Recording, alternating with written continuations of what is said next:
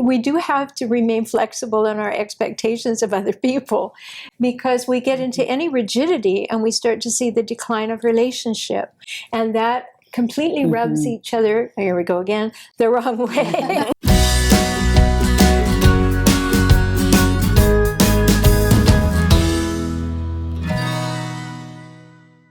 So we're living longer, which is awesome, right? But how is it affecting how we approach relationships? And the real question here is, what do we need to do to help couples prepare for marriage over the long haul? Well, I think of how long we could be in relationship. The millennial generation could live to be 105. We are going to have very long, healthy middle ages. And I did a little research and discovered that the word relationship did not come into usage as erotic, sexual, and personal connection until the mid-40s. So we have a much different view now in the 21st century. We are integrating and we are interrelating in ways that no one did before. People in the 19th century did not sit around thinking about intimacy. They married for convenience, for kinship, for the family, and because we all have to really till the soil.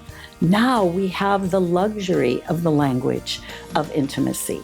And I think that so much of the recommendation that we're hearing here, these solid directives, are very important. But I'd like to look at the part that isn't just self-healing or remedial. I'd like to talk about celebration, because we have so many different relationships within a long-term relationship. We're going to be many different people.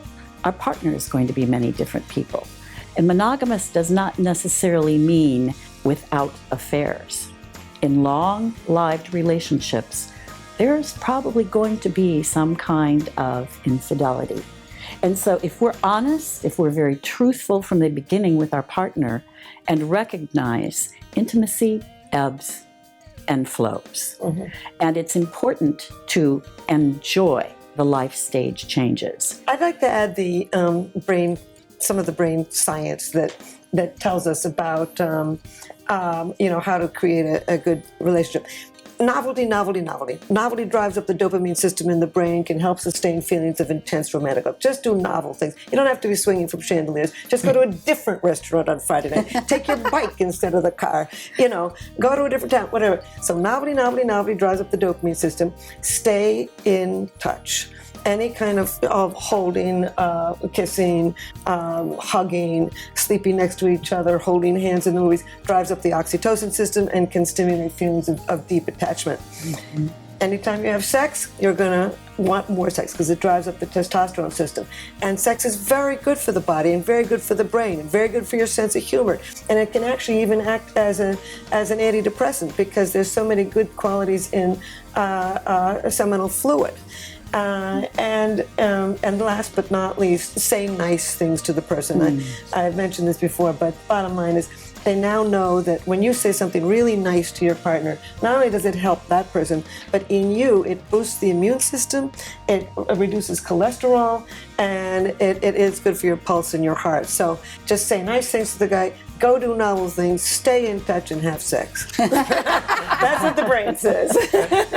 And I would add one other thing to that, and I don't mean this from the sexual part, but we do have to remain flexible in our expectations of other people, because we get into any rigidity and we start to see the decline of relationship, and that completely rubs each other, here we go again, the wrong way. But it's something that's really important, because if we're going to live long, we're going to have life, flux, flow, we've got to stay in it. And to use another cliche, you're in it to win it. So you've got to understand you can't be rigid with your expectations of the other person or of life or whatever. You have to have some flow and some willingness to go with that flow. When I work with, I'm an individual therapist, and in my counseling center, I have marital therapists. And often in our collaboration, I notice that the marriage therapy is just not moving forward. And there is nothing that the marriage therapist can do, no matter how good his or her skill set is. And I've come to understand that love, intimacy, a relationship cannot happen if you don't have that same type of feeling for yourself. So in my book, The Human Magnet Syndrome, I've concluded that healthy relationships must and require self-love. Self-love is the cure for relationship problems, because we cannot solve relationship issues. We cannot increase the intimacy that we want if we don't have that same level of intimacy, love, respect, and esteem for ourselves. So really, there are so many opportunities for clients to see great marital therapists like you two, but really they have to pay attention to themselves and nurture that relationship, because self-love is the antidote to codependency or other relationship problems. So when it comes to this idea that we're all living longer, hooray, like that's awesome. But we will be married, if we're married, to many people within one marriage, right? And it sounds like the advice from the panel is to recommit to your partner and to the commitments that you have on a consistent basis. Know that life is long and have fun, have sex, for God's sake, right? Enjoy yourself. Nurture your own individual growth and grow into the person you want to be, and bring that to the relationship so that relationship, the one-on-one, make the perfect whole.